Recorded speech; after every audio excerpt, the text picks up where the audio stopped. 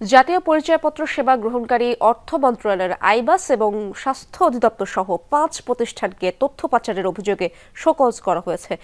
এই ৫ প্রতিষ্ঠানের বিরুদ্ধে প্রাথমিক তদন্তে প্রমাণ পাওয়া গেছে জানিয়েছে নির্বাচন কমিশন।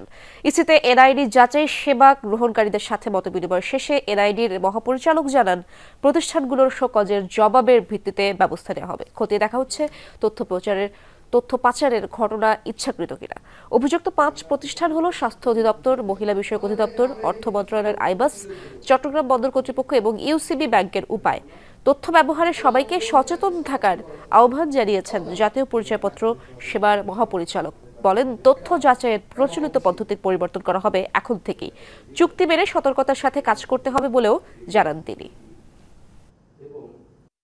এই এনআইডিতে বা এই পরিচয়পত্রে যে সমস্ত সেবা রয়েছে, ভবিষ্যতে এমন একটা সময় আসতে পারে বা আসবে বলে আমরা মনে করছি, যখন এটি ছাড়া আপনি আর চলতেই পারবেন না। প্রতিটি পদে, প্রতিটি জায়গায়, প্রতিটি পরিস্থিতিতে আপনাকে এই এনআইডি ব্যবহার করতে হবে।